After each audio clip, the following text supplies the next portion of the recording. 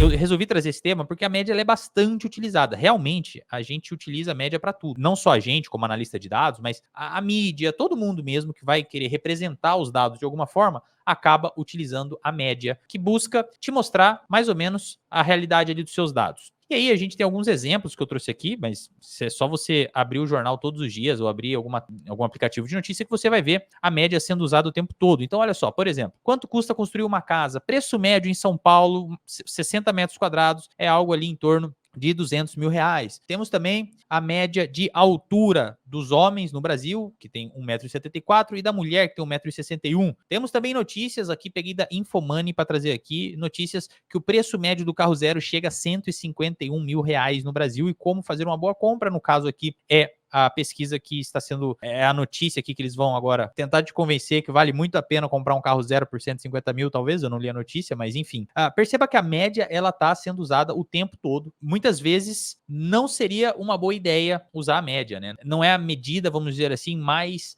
inteligente para se usar em determinados casos. Para a gente começar a adentrar mesmo isso a fundo, vamos primeiro definir o que é média. Então a gente precisa entender o que é a média, certo? E aqui eu trouxe no slide a média aritmética, que é a média que a gente costuma utilizar, que é justamente essa média mesmo de você somar os valores, depois dividir, essa média normal, digamos assim, a mais utilizada, normalmente é utilizada em pesquisas, em notícias, é a média aritmética. E aí tá aqui, ó, a média aritmética, a média no caso, né, é uma medida de centralidade, então ela indica um valor centro, um valor do meio ali, que indica o valor central de um conjunto de dados. Matematicamente é calculada somando todos os valores numéricos do conjunto de dados e dividindo essa soma pelo número total de valores. A fórmula para calcular a média é esse x com traço em cima, então sempre que você vir um x com traço em cima, saiba que a gente está falando de média aqui. Isso aqui é a média, a famosa média, que você soma os valores e divide, tem 3 valores, soma os 3 valores, divide por 3, vale a pena dizer que a média aritmética é apenas uma das formas de média, tá? Nós temos aí média ponderada também, que é aquela que você usa muito na escola, né? Porque a prova tem peso 7, o trabalho tem peso 3, e aí nesses casos a gente acaba utilizando a média ponderada, porque uma nota vai ter um peso maior. Então, quando a gente quer dar peso para as coisas,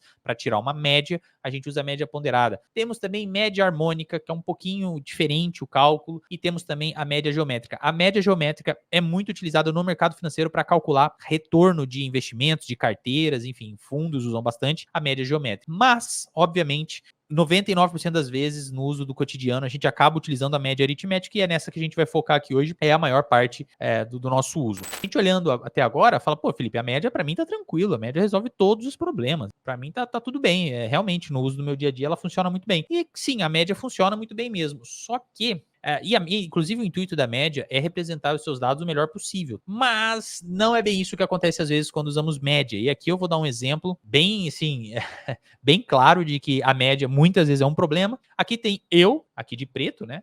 E o Michael Phelps do outro lado. E se a gente se a gente tirar a média das coisas que eu tenho e o Michael Phelps tem, a gente chega nos determinados valores aqui. Na média, nós dois, eu e o Michael Phelps, temos 14 medalhas olímpicas. Então, na média, a gente tem 14 cada um. Eu tenho 14, ele tem 14. Na média, nós dois participamos de 2 Olimpíadas cada um. Eu participei de 2 e ele de 2. E também nós temos 50 milhões de dólares de patrimônio cada um de nós. Claro que assim, isso obviamente, não reflete a realidade, né? E esse é o problema da média, tá vendo? O problema da média é em casos como esse. Em casos quando a gente tem extremos. A média, ela acaba escondendo atrás dos dados algumas coisas que podem não ser verdade. Inclusive tem um livro, Como Mentir com Estatística. Eu li ele há um tempo, não achei ele maravilhoso não, mas ele cita exemplos como esse. Como você pode mentir com estatística, mentir com médias, com métricas, enfim. Aqui é um exemplo claro. Eu não tô mentindo, eu tô falando a verdade. A média de medalhas que eu e o Phelps temos junto é 14 medalhas olímpicas cada um. É verdade. Só que é óbvio que o Phelps contribuiu muito mais para essas 14 medalhas, afinal, dessas 14 que eu tenho e ele tem nessa média esdrúxula, ele que ganhou 28 medalhas, eu ganhei 0. Então, assim, é óbvio que ele contribuiu totalmente para essa média toda aqui. E a mesma coisa vale para as Olimpíadas, para os 50 milhões de dólares, enfim. Mas a questão é essa: a média, muitas vezes, ela tá mascarando um dado real.